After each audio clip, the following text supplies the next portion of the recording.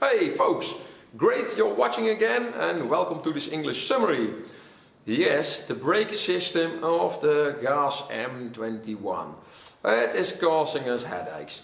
I have been thinking about what it could be. We have several suspects. At first I suspect the Hydrovac brake booster. That's a pneumatic unit which has a hydraulic piston as well. What it does, it boosts the hydraulic pressure on the brake system. So you don't have to step too firm on the brake and still be able to brake really firm. Oh yeah, so the vacuum of the engine helps you pushing on the hydraulic fluid to create more pressure. That's the thing. Well, what I think is that there is a pneumatic valve inside which might be faulty, and therefore when the engine is running it slightly pressurizes the brakes. Of course that's possible. But because the thing is, we had the car sitting inside. I did not touch the brakes and I drove it outside. By the time it was almost outside, the brakes were so badly stuck it couldn't move anymore. So somehow the pressure on the brakes increases when you're just driving. So that's weird. Well, to check this, we removed the tube which feeds the vacuum toward this Hydrovac, and we plugged the hose, and there's no vacuum on this device now, so it cannot be activated by accident by a faulty valve.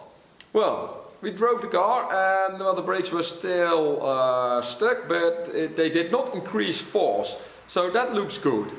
After that we reconnected the hose. We did the same thing, and guess what? The same. They did not get stuck. So it looks like this Hydrovac system just works like it should be. Okay. Well, I have to tell, I opened the bleed valves on the pistons, on the brakes, to see if there was any pressure left in there. And yeah, they were still rubbing. So I thought maybe the brake shoes have a thicker lining and therefore they have some friction. So the idea was remove the brake drums, and put them on the lathe and take a piece of material out of it to create a little more clearance. That might solve the issue. So we did this. I used a threaded rod with a disc to force the drum onto the chuck, so it doesn't wobble.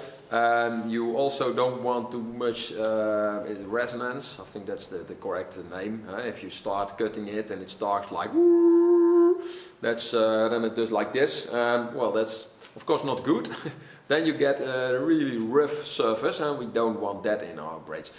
Might solve the issue pretty fast because it will eat the brake lining, and then you get enough clearance. So but that's not how we want to solve this issue.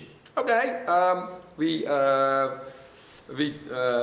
machined the two brake drums on front, reassembled them, and in a moment.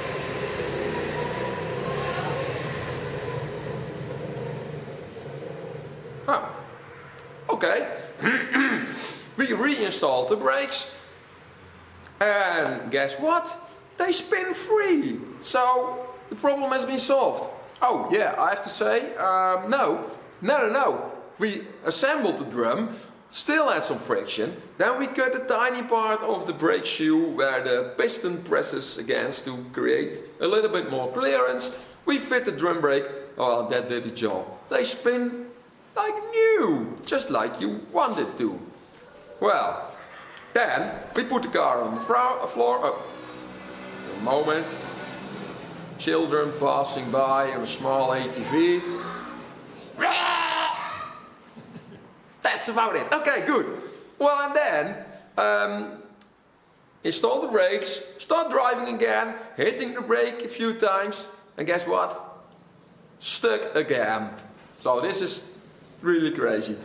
At this moment I was thinking maybe the brake tube, the hose, going toward the drum might be swollen. If brake tubes become older, the material can deteriorate and it starts swelling.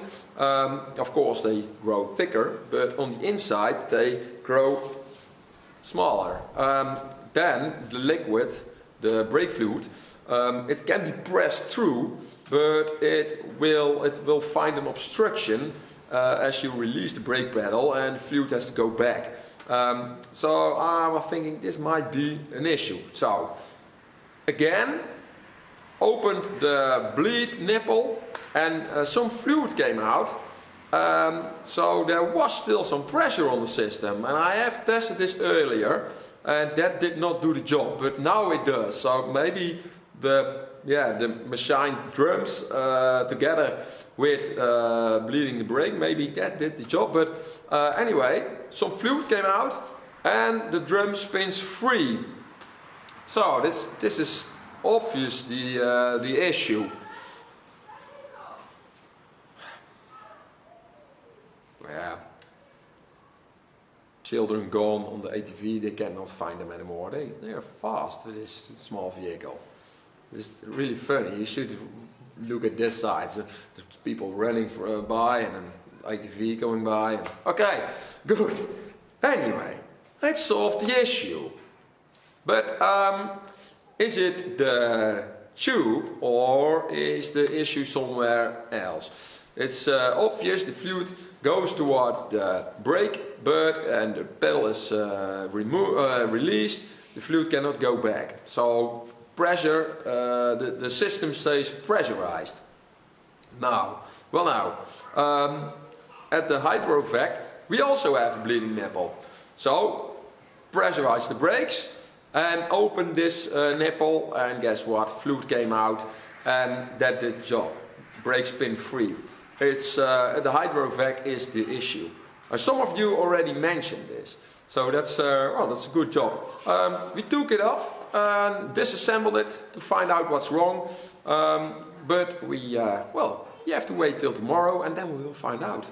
I would say thank you for watching and see you next time.